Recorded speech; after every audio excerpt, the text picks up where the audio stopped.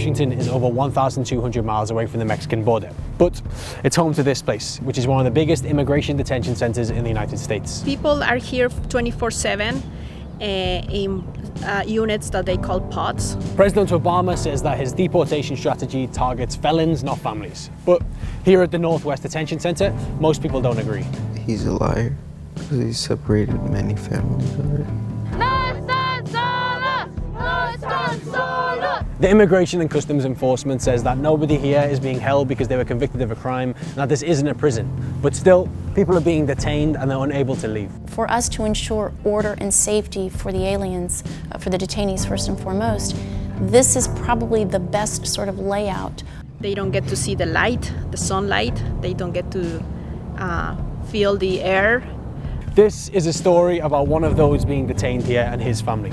Ramon Mendoza, an undocumented citizen on the verge of being deported.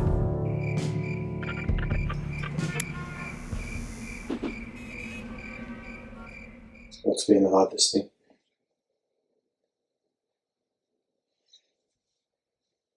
See him through a window and not hear him well with the phone. Lleva 17 meses. Y son los mismos que no he podido abrazarlo. He's my hero. My idol.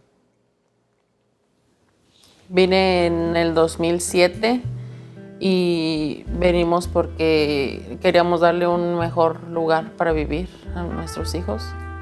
Ramon and his family walked across the desert into the United States 8 years ago on the search for a better life. Ramon worked as a carpenter, and their presence in the US went fairly unnoticed until one night in 2013. Fue el 5 de septiembre, porque yo no estaba en condiciones de manejar y yo le hablé a mi esposa para que viniera por mí, pero yo cometí el error de estar sentado en el asiento del conductor. Llegó una patrulla y pues fue que llegó los carros de DUI. The alleged DUI had drastic consequences for Ramon.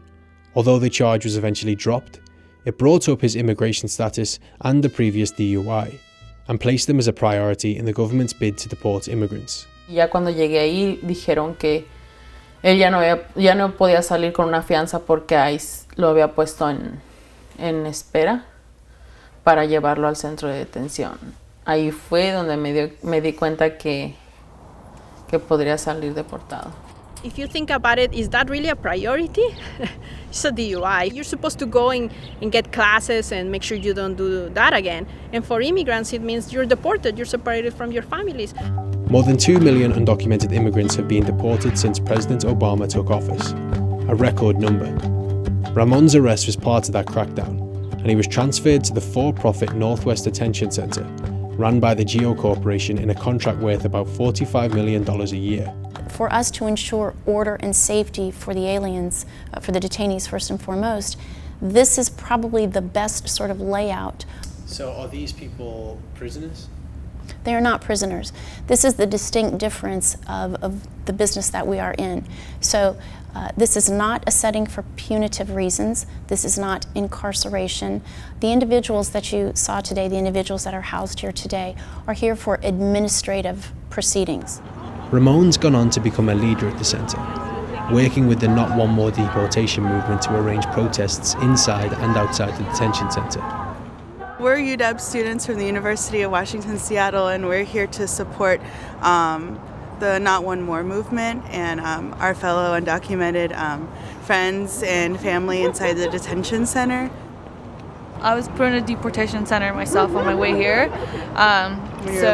Yeah, when I was little, so I definitely don't think that is the right way to treat a human being. No matter what they say, this is a jail. He is being treated like a criminal. It's infuriating knowing that people are profiting from people like me who are here trying to better ourselves.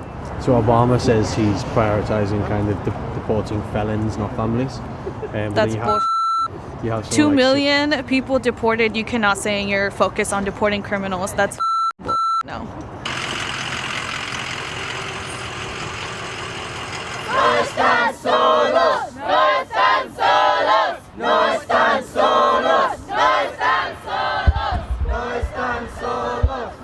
Can you see why they may be construed as punishment? It's all about perspective. I suppose then the question would be, would you want to be in a place where you can't touch your family members and give them a hug, or would you want to be in a place where you can't choose what meal you eat that day? You know, and would you view that as punishment yourself? It's not punishment, it's all about perspective. Is this place a prison? Well, people are wearing uniforms. They are limited in what they can do. They have certain rules and regulations, and so, I mean, whatever it is, they're locked up. I'm not saying I'm happy about it, but that's what happens when people get arrested. This time last year, Ramon and around 800 other detainees went on a hunger strike to highlight conditions in the centre, to stop deportations, and to also question why they were being detained during a civil, not criminal proceeding. Cuando me mandaron a segregación estuve por 30 días. Derecho a nada, ni a revistas, ni teléfono, ni a televisión, radio, nada. As to the hunger strike, the protest, I prefer to use, you're going to tend to have your leaders that are going to represent all. That's just human behavior. It just came to the point where it was not really in the best interest of what the protest was about, other than to suggest maybe to incite. So yes, those individuals had to be removed from the general population. Is it a concern? Absolutely. I mean, people know about it. They have come to us, I think, as long as I've been mayor, and asked me, can you have them removed? Can you have this facility moved out of here? And unfortunately, it's a federal facility, and so they have jurisdiction over it. I probably would have voted against it, but that's hindsight. I mean, I wasn't there. Ramon chose to come to the country illegally, and at any point in the last 17 months, officials say he could have chosen deportation and been released as a free man in Mexico. So why is he choosing to stay in detention? Si no tuviera familia, yo no estuviera aquí. Es lo principal de mi vida. No tendré por qué. Con mi familia, es a donde pertenezco. For now, though, he continues appealing. And although a release looks increasingly unlikely, his family are still waiting for him to come home. Y de hecho luego sueño le toco sus manos, que ya está libre y le toco sus manos. Yo creo que eso es lo que no me cansaría de hacer el primer día que lo vea.